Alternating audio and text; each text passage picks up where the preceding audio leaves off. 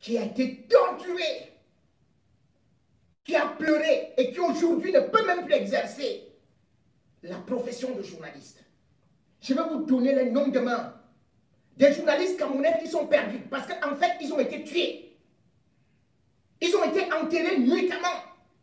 Leurs familles ne sont même pas au courant. Je vais vous donner les noms demain lors de mon Facebook Live sur ma chaîne YouTube, sur ma page Facebook Rémi Ngonon officiel. Ces journalistes sont traités comme les ennemis de la nation. Ces journalistes sont qualifiés comme des infiltrés. Oui, c'est le mot qu'on utilise pour salir les journalistes.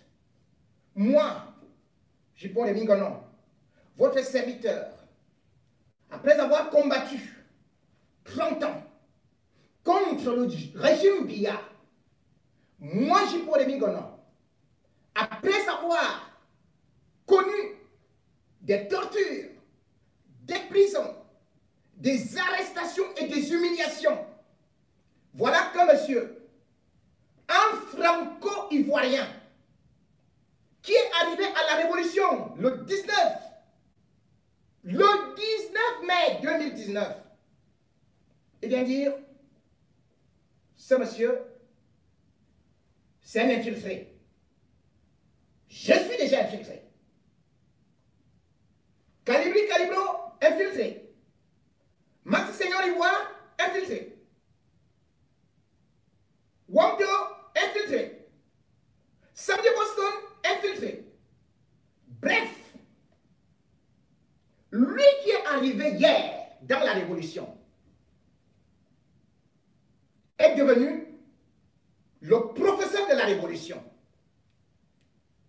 Mesdames et messieurs, on m'a demandé de ne pas parler sous prétexte qu'il faut préserver la mobilisation.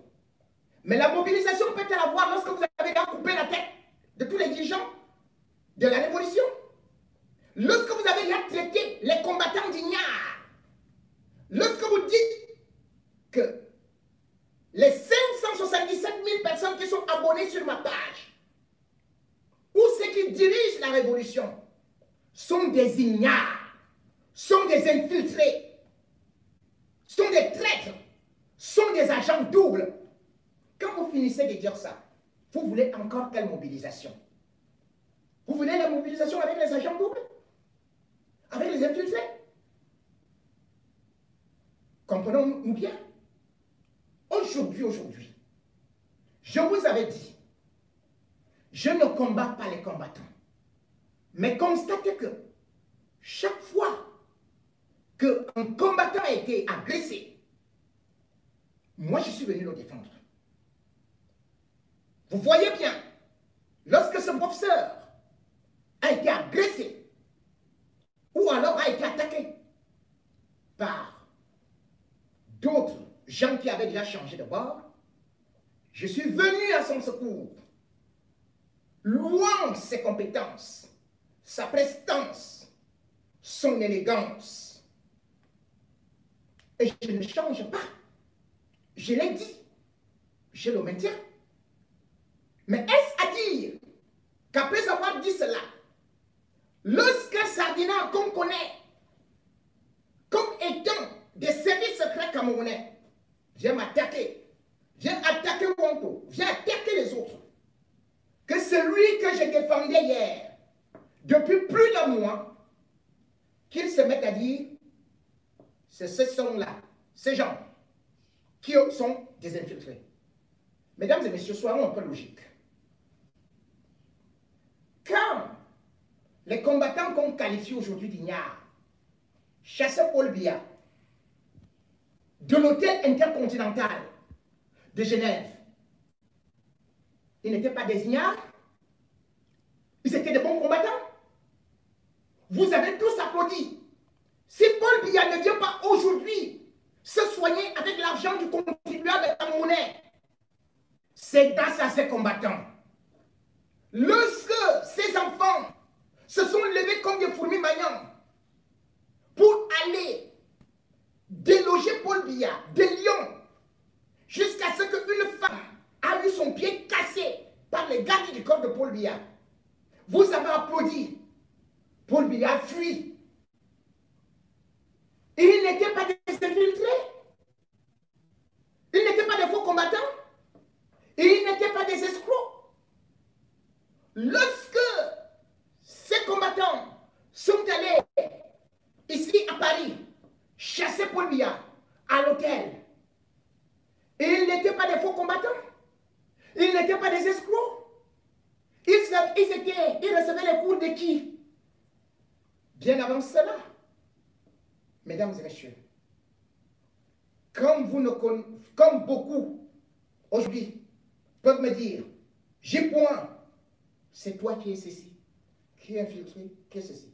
Je vous donne juste une chose. Dans quelques mois, je vous poserai la question. Il n'y a pas longtemps, M. Maurice Kamto était en prison. Je suis venu devant vous. Je vous ai dit, M. Paul-Éric Nguyen est un poison pour Maurice Kamto. Même quand il s'est allié avec Maurice Kamto. Je vous ai dit qu'il venait auprès de Maurice Kamto pour se refaire une santé politique. Vous m'avez dit, je vais détruire la coalition. Je me suis tué. Quand il est parti en prison avec Maurice Kamto, je vous ai dit que s'il y avait possibilité du poison, ça passera par Paul-Éric Nguyen. Et j'ai alerté Maurice Kamto que lui qui est en prison, qu'il fasse très attention, que Paul-Éric Nguyen était infiltré. Beaucoup sont venus ici sur Facebook. Vous m'avez dit que je voulais fragiliser Maurice Kamto, que je voulais fragiliser la coalition. Aujourd'hui, où en sommes-nous? N'est-ce pas, M. Paul-Éric Nguyen, que vous avez soutenu comme étant un grand héros, comme étant un grand combattant, qui criait « Kamto, Kamto, Kamto ». N'est-ce pas lui, aujourd'hui, qui insulte le professeur Maurice Kamto? N'est-ce pas lui qui a livré le professeur Maurice Kamto? N'est-ce pas lui qui combat le plus Maurice Kamto? Je suis venu ici. Je vous ai dit à plusieurs reprises, sachez regarder. Moi, je n'ai jamais menti au peuple. Parce que je ne travaille que pour le peuple. Je suis dans ce combat depuis très longtemps. On me dit, si tu tentes de parler de tel, cela veut dire que tu veux détruire le combat. Mesdames et messieurs, en toute chose, on dit qu'il ne dit rien comme ça. On ne peut pas qualifier les combattants d'infiltrés. On ne peut pas me qualifier d'agent double sans que je ne vienne me justifier. Cela veut dire, comme la règle le dit, qu'il ne dit rien consent. J'ai le droit de laver mon honneur. J'ai le droit de rétablir la vérité. J'ai le droit de vous ouvrir les yeux. Parce que vous ne m'avez pas connu à travers Facebook. Vous m'avez connu depuis des années. J'étais au poste national de la CRTV. Je ne viens pas là pour comptabiliser. Je ne suis pas professeur de vue. Que vous êtes tel nombre à main, vous regardez tel nombre. Je ne vous ai jamais dit partager. Parce que dans ma verte jeunesse, j'étais déjà au poste national de la CRTV. Je passais déjà sur l'ensemble du réseau national. On m'écoutait dans les années 90. Parce que en 98, j'étais déjà directeur de radio. Parce qu'en 2000, j'étais déjà éditorialiste de RFI. RFI, on appelle ça la radio mondiale. On m'écoutait à travers le monde entier. Je ne viens pas impressionner les gens avec les vobis kum tandika tum so kritum. Non. Ceux qui vous ont dit qu'ils aiment Maurice Kamto, posez-vous une question. Ils étaient où quand Maurice Kamto faisait la campagne? Ils étaient où quand Maurice Kamto était en prison? Pourquoi arrive-t-il quand la révolution a déjà pris et ils se mettent devant? Je vais juste vous dire une chose pour vous éclairer. celui-là qui vous parle, moi, J-Paul Mingono, je suis Camerounais. Lui, il est franco-ivoirien. Et je veux vous prouver qu'il est un agent de la France et de Soro. Et qu'il travaille pour Paul Biya. Moi, je ne parle pas des choses par hasard. Je viens, je placarde des choses. Retenez que quand un ministre de Paul Biya parle de Paul Biya, la première des choses, la photo de Paul Biya est derrière. Le drapeau du Cameroun est derrière. D'autres même alignent 4 photos de Paul Biya. Ce monsieur qui vous parle de Maurice Kamto, vous avez déjà vu la photo de Kamto à côté de lui? Non. C'est la photo de Guillaume Soro. Dites-moi, qui est le leader de l'opposition au Cameroun? C'est Guillaume Soro ou c'est Kamto? J'ai eu à dire à ses proches que cela n'était pas bien. Allez lui dire d'enlever au moins cette image qui ne doit pas être collée à celle du professeur Maurice Kamto, un homme de paix, par rapport à un sanguinaire qui a créé des guerres. Mesdames et messieurs, croyez-vous qu'un bon révolutionnaire comme moi peut partir au Cameroun? Citez-moi un seul révolutionnaire ici de la diaspora qui est parti au Cameroun. Depuis 2005, je ne suis pas parti au Cameroun. Tout révolutionnaire, tout combattant, dès l'aéroport, dès que tu descends, tout de suite les sbires de Biya te prennent, te coffrent, te jettent en prison.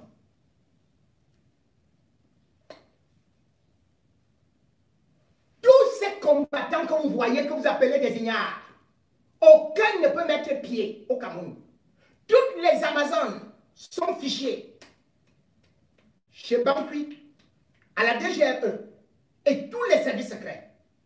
Mais rendez-vous compte, votre professeur de filouterie, il va où au Cameroun passer les congés? Je vais vous prouver ça demain. Il va passer les congés en toute liberté, sans être inquiété. Ça ne vous dit rien? Ah bon? Il passe à la télé. Ça ne vous dit rien? Mesdames et messieurs, on ne peut pas me dire de me taire lorsque je sais que certaines personnes sont là pour isoler Maurice Kamto, pour le livrer. Retenez une chose, Gbagbo avait commis la même erreur. Gbagbo était là. Lorsqu'on a vu Soro, il a cru qu'il faisait un beau mercato. Il a embrassé Guillaume Soro. Où s'est retrouvé Guillaume? Où s'est retrouvé Laurent Gbagbo? Qui a trahi Laurent Gbagbo? Prenez aussi ce monsieur qui est donc le grand ami de Guillaume Soro. Soro, le roi de la traîtrise, qui a trahi le panafricaniste Gbagbo. Ayez donc confiance en ce monsieur.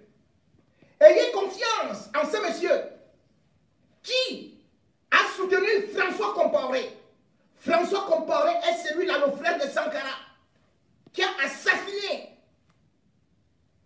le journaliste Norbert Zongo. Ce monsieur est son ami, le soutient.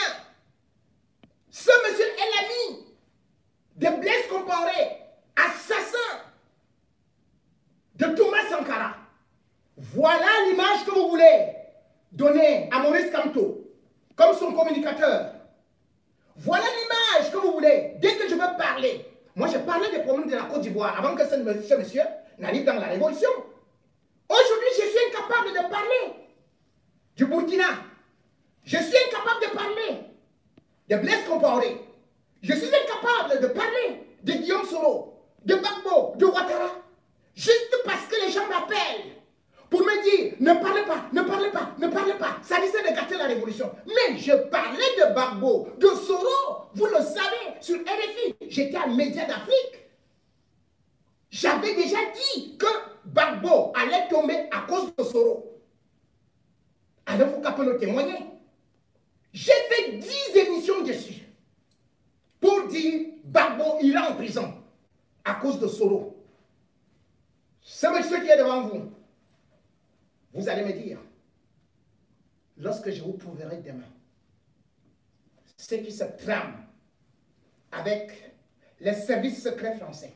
Si quelqu'un déteste la France, au lieu de signer des pétitions, il enlève d'abord, il refuse d'abord sa nationalité française. Moi, je suis Camerounais. Je parle pour le Cameroun. Je ne suis pas burkinabé. Je ne suis pas ivoirien. Je ne suis pas français. Quelqu'un qui est ivoiro, burkinabé, français, c'est lui qui devient le roi de la révolution, le professeur de la révolution au Cameroun. Mesdames et messieurs, de la manière que vous avez, et vous êtes en train de pleurer aujourd'hui, par rapport à un individu qu'on appelle Paul Éric Kingué, de la même manière, vous comprendrez plus tard. Parce que même au niveau de la diaspora, nous sommes démobilisés. Nous étions mobilisés pour dire quand on doit sortir. J'ai marché dans toutes les rues de Paris. On s'asseyait par terre. On criait. Les gens ont reçu des jets d'eau, du gaz lacrymogène. Et un monsieur arrive quand il n'y a plus rien. Et pourquoi est-ce qu'il arrive en ce moment-là? Je vais vous dire comment est-ce que les services français l'ont donc activé. Je vais vous dire comment le même monsieur a trahi un grand panafricaniste qu'on appelle Kenny Seba. Ceci étant, demain, ce sera chaud, très chaud. On ne cache pas la vérité. On ne roule pas. Je n'accepterai pas qu'on roule le peuple. Je travaille pour le peuple. Je veux le changement. 30 ans de sacrifice. Ce n'est pas pour moi. C'est peut-être pour la postérité. C'est peut-être pour vous. Je suis là pour vous éclairer. Je suis un journaliste. Un journaliste a des relations, des informateurs. Que ce soit à l'Élysée, que ce soit au palais d'Étoudi, que ce soit à tel ou tel endroit. Et même les journalistes ont réussi à interviewer Ben Laden. Est-ce à dire que ces journalistes étaient des terroristes? Est-ce à dire que ces journalistes sont des infiltrés? N'est-ce pas moi qui viens vous renseigner sur les morts en plein palais? Si j'étais un infiltré, alors j'accepterais qu'on me tabasse? J'accepterais que je sois humilié? Est-ce que les sardinards seraient en train de me combattre comme ils me combattent? Vous pouvez imaginer que le régime Biya peut voir un journaliste comme moi, grande gueule, qui critique, tire sur tout ce qui bouge, qu'il ne sorte pas des dossiers pour dire voilà votre argent. Parce que moi, là vous me voyez, je suis noir de peau, mais mon cœur, mon humanisme, ma moralité sont blancs. Je me devais de vous le dire. Et demain, par rapport à ce qui se passe, parce que Maurice Kamto est actuellement dans le viseur. Et parce que le Cameroun doit basculer. Et vous savez, chaque fois que un pays doit basculer, la France tourne tout autour. Les agents franco-ivoiriens, l'agent franco-ivoirien que vous suivez, vous comprendrez comment est-ce qu'il réussira à écarter Maurice Kamto. Oui, c'est ça malheureusement l'histoire. C'est comme ça que Compaoré a aussi écarté. Thomas Sankara. Ceci étant, je vous remercie d'avoir écouté mes premiers tirs, même comme ils ont dit snap, je l'accepte. Je tire contre les diablotins. Je démasque ceux qui viennent derrière les autres pour réussir. Je dévisage ceux qui veulent jeter la boue sur les autres, le noir sur les autres pour briller. Ceux qui viennent dans la révolution pour les vues. Ou pour être vus aux côtés de Maurice Kamto, avant de l'écarter. C'est ça l'art du pouvoir. Maurice Kamto parle clairement. Tous les Camerounais écoutent ce que Maurice Kamto dit. Il parle en français clair, limpide. Un autre professeur qui s'assoit pour vous expliquer ce que Maurice Kamto a dit. Cela veut dire qu'il va vous montrer que Maurice Kamto ne sait pas vous expliquer. Que c'est lui le professeur du professeur Maurice Kamto. Il veut être au-dessus de Maurice Kamto. Séduire les Camerounais à travers Maurice Kamto. Et quand Maurice Kamto sera mis hors course, tous derrière lui. Suivez l'histoire. Les peuples qui oublient leur histoire sont appelés à la revivre.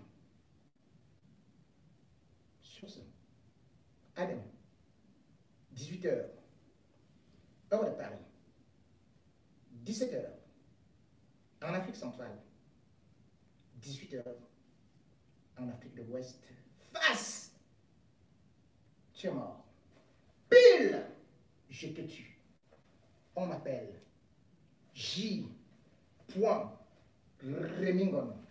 Dieu pardonne, moi pas. Coup franc.